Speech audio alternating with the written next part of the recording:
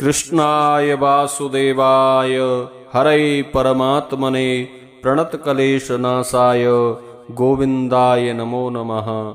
सच्चिदानन्दरूपाय विश्वोदपात्यादिहेतवे तापत्रय विनाशाय श्रीकृष्णाय वयं नमः। नमस्कार प्रिय बंधुओं, आप सभी का हमारे YouTube चैनल में बहुत बहुत स्वागत है। आज के इस वीडियो में आप श्रवण करेंगे देवउठनी एकादशी की पवित्र पावनी कथा। भगवान किस प्रकार अपने भक्त की भक्ति को सर्वोपरि रखते हैं, ना कि आपकी पद प्रतिष्ठा क्या है, हम किस जाति में पैदा हुए हैं, हम कितने पढ़े लिखे और विद्वान हैं, भगवान यह कभी नहीं देखते। तो एक बार प्रेम से कहिए, बोलिए श्री कृष्णचंद्र भगवान की जय, विष्णु भगवान की जय। बंधुओं, कार्तिक मास के शुक्ल पक्ष की एकादशी का नाम है देवउठनी एकादशी। इस दिन देवउठनी एकादशी का व्रत रखा जाता है। भगवान नारायण इस दिन 4 महीने के विश्राम से जागते हैं। इस दिन संध्या काल के समय देवताओं को जगाने की परंपरा है। अपने घर पर, घर के मुख्य द्वार पर इस दिन देवताओं के स्वागत सत्कार के लिए हमें रंगोली आदि सजानी चाहिए। इस दिन संध्या काल के समय देवताओं को जगाकर भगवान नारायण की विशेष पूजा अर्चना करनी चाहिए। ओम नमो भगवते वासुदेवाय मंत्र का जप करना चाहिए और भगवान के गुणानुवाद का श्रवण करना चाहिए। बंधुओं, पौराणिक काल में एक राजा के राज्य में सभी लोग एकादशी व्रत करते थे। इस दिन राज्य के किसी भी व्यक्ति को अन्न नहीं दिया जाता था। एक रोज दूसरे नगर से एक व्यक्ति नौकरी मांगने के लिए उस राज दरबार में आया। उसने राजा से नौकरी की प्रार्थना की। उसकी बातें सुनकर राजा ने कहा, मैं नौकरी तो तुम्हें दूंगा, लेकिन एकादशी के दिन तुम्हें अन्न नहीं दिया जाएगा।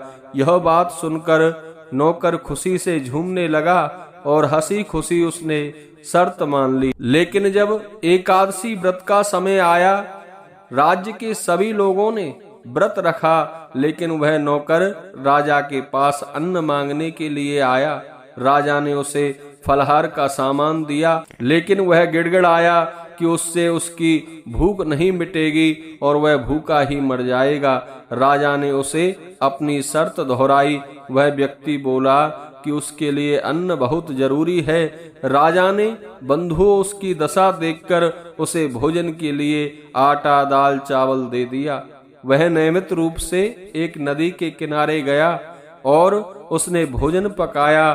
भोजन पकाने के बाद उसने भगवान को निमंत्रण दिया और कहा, हे भगवान, अपना भोजन कर लीजिए। भक्त की पुकार सुनकर भगवान विष्णु चतुर्भुज रूप में प्रकट हुए और भोजन करने लगे। भोजन के बाद वह बैकुंठ लोक को चले गए। इसके बाद वह नौकर भी अपने काम पर चला गया। जब दूसरे मास में एकादशी तिथि आई, तब उस नौकर ने राजा से दोगुना अनाज मांगा। जब राजा ने इसका कारण पूछा तो उसने साफ साफ बता दिया कि पिछली बार उसका सारा खाना भगवान खा गए थे, जिस वजह से वह भूखा रह गया था। यह बात सुनकर राजा को विश्वास नहीं हो रहा और उसने उस नौकर को अन्न देने से मना कर दिया। तब नौकर ने उस राजा को अपने साथ चलने का निमंत्रण दिया और कहा कि वह खुद ही यह देख ले। इसके बाद नौकर के साथ राजा नदी के किनारे गया और एक पेड़ के पीछे छिप गया। वह पीछे छिपकर पूरे घटनाक्रम को देखता रहा। इस बार भी नौकर ने भोजन पकाया और भगवान को निमंत्रण दिया, लेकिन इस बार भगवान प्रकट नहीं हुए। शाम तक वह भगवान का इंतजार करता रहा और उन्हें पुकारता रहा। अंत में उसने कहा कि हे भगवान, यदि आप भोजन करने नहीं आएंगे तो मैं नदी में कूदकर प्राण त्याग कर दूंगा। वह नौकर जैसे ही नदी की ओर बढ़ने लगा, तभी भगवान विष्णु प्रकट हो गए और उन्होंने अपने भक्त के द्वारा बनाया गया भोजन ग्रहण किया। भोजन करने के बाद वह उस नौकर को अपने साथ अपने धाम ले गए।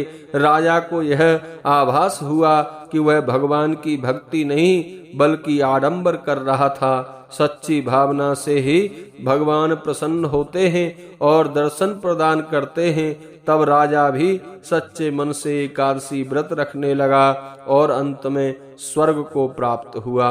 बोलिए विष्णु भगवान की जय, लक्ष्मी नारायण भगवान की जय, एकादशी महारानी की जय।